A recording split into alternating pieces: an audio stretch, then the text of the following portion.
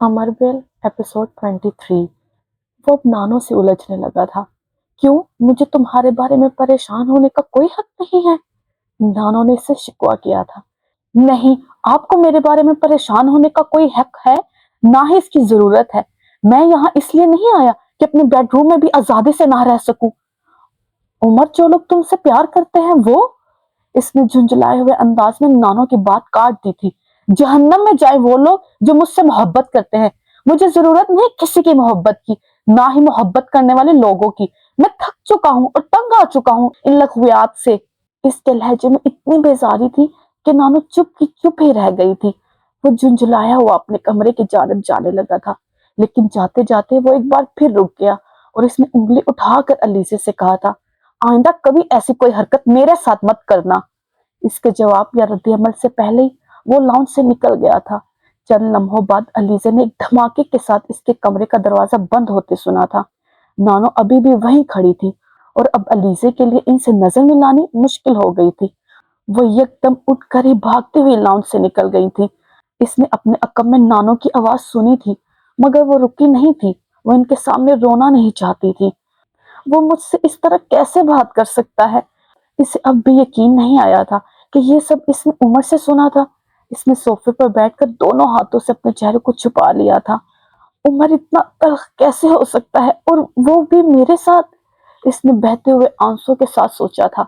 इसने कभी मुझे इस तरह नहीं डांटा, कभी यूं बात नहीं की, फिर अब क्यों? इसके आंसू की रफ्तार में इजाफा हो गया था। इस तरह सबके सामने इसने, क्या वो मुझे इतना नापसंद करता है?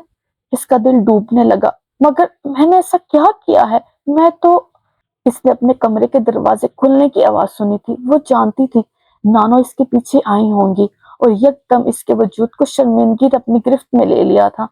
इसकी वजह से उमर ने नानो के साथ भी बदतमीजी की। इसने चेहरे से अपने हाथ नहीं हटाए थे। नानो इसके पास सोफे पर बैठ गई थी और इन्होंने बड़ी शफकत से अपना बाजू इसके गिर्द फैला लिया था। तुम्हें इसके कमरे में इस तरह नहीं जाना चाहिए था। इसने इनकी धीमी सी आवाज सुनी थी। आई एम सॉरी नानो, मैं परेशान थी इसलिए। मैं सिर्फ ये देखना चाहती थी कि वो ठीक है। इसने इसी तरह चेहरा ढांपे और सिसकियों में कहा था। मैं जानती हूँ, मगर फिर भी तुम्हें इसके कमरे में इस तरह नहीं जाना चाहिए था।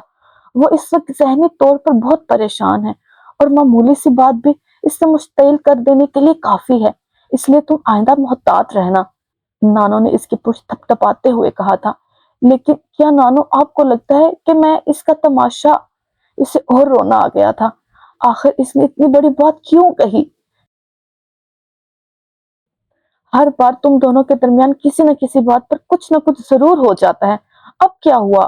वो बिल्कुल बदल गया है शहला, पहले जैसा नहीं रहा। इसने दाएं हाथ की पुष्ट से आंसू साफ करते हुए कहा। वक्त हर चीज को बदल देता है। कोई भी चीज हो या इंसान, वो एक जैसा नहीं रह सकता। इसलिए मुझे ये सुनकर हैरत नहीं हुई उमर बदल गया है। अलीजे बेबसी से अपना निचला होंठ काटने लगी थी। शहला बेहद पुरसुकून थी। 2-4 साल बाद तुम इससे मिलोगे तो वो और ज्यादा बदला हुआ लगेगा। शहला, वो कभी भी मुझे इस तरह ट्रीट नहीं करता था जिस तरह अब इन 2-4 दिनों में। मुझे यूं लगा जैसे वो मुझे अपनी कजन नहीं समझता। इसके लिए मैं वैसे ही हूँ जैसे माली, ड्राइवर, खानसामा। प्रैक्टिकल बनो अलीजे। दूसरों से बहुत ज्यादा तवक्कुआत नहीं रखनी चाहिए। शहला ने बहुत ही गहरी नजरों से इसे देखा था। शहला, वो मेरा दोस्त था। क्या दोस्तों से भी तवक्कुआत नहीं रखनी चाहिए? तुम इसे सिर्फ दोस्त नहीं समझती।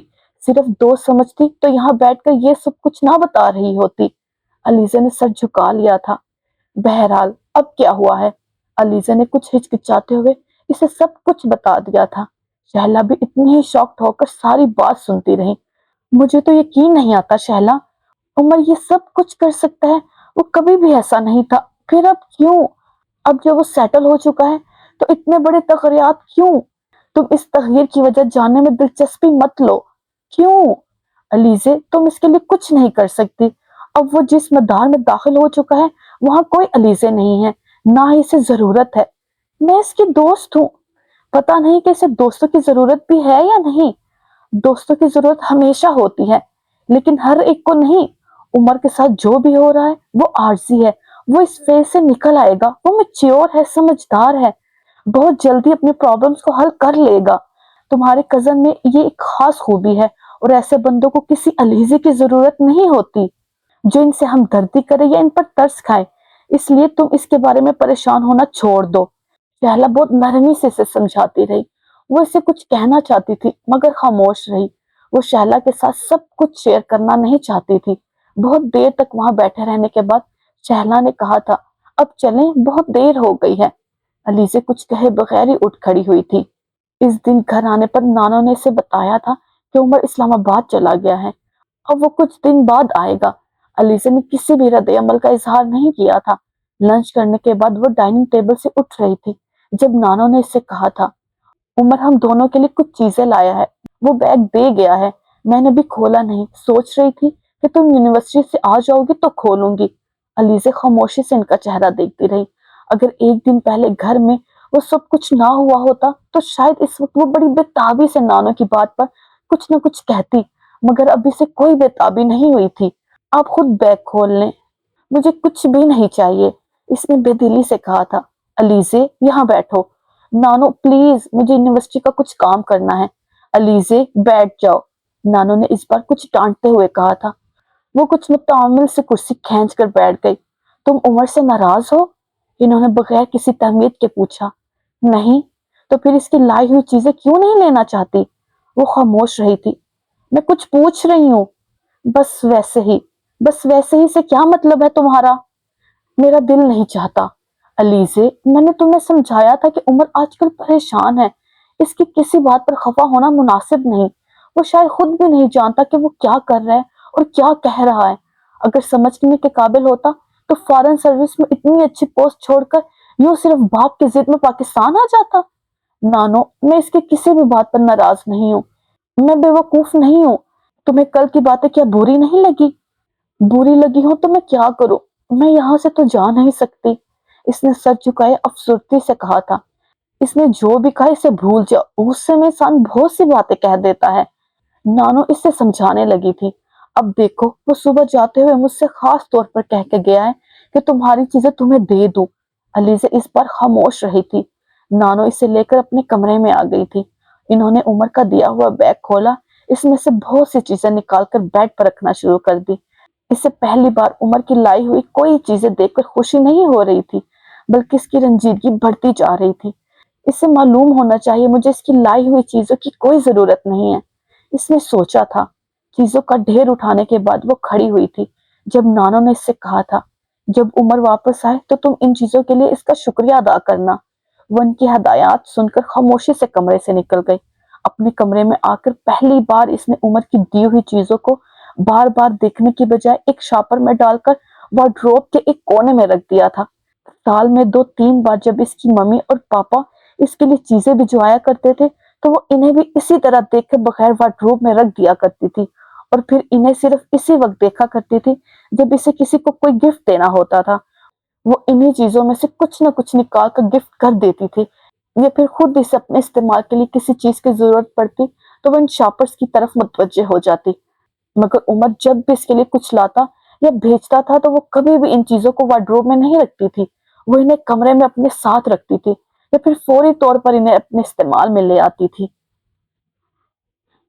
عمر 4 دن کے بعد لوٹا تھا اور ایک بار پھر اس کے چہرے پر وہی سکون اور اطمینان تھا جو انکل جہانگیر کے آنے سے پہلے اس کے چہرے پر تھا۔ رات کو کھانے پر وہ نانو کو اسلام آباد میں اپنی مصروفیات کے بارے میں بتا رہا تھا۔ چند ہفتوں تک ٹریننگ کے لیے سہلا جانا پڑے گا، پھر مجھے پوسٹنگ ہو جائے گی، وہ نانو کو کہہ رہا تھا۔ ولید کے ڈیڈی سے میری بات ہوئی ہے، وہ کہہ رہے تھے کہ اچھی پوسٹنگ دلوا دیں گے۔ وہ اپنے ایک دوست کا نام لے رہا تھا۔ تم خوش ہو نا؟ نانو نے اس سے پوچھا۔ خوشی؟ پتہ نہیں، مگر ہاں مطمئن ہوں۔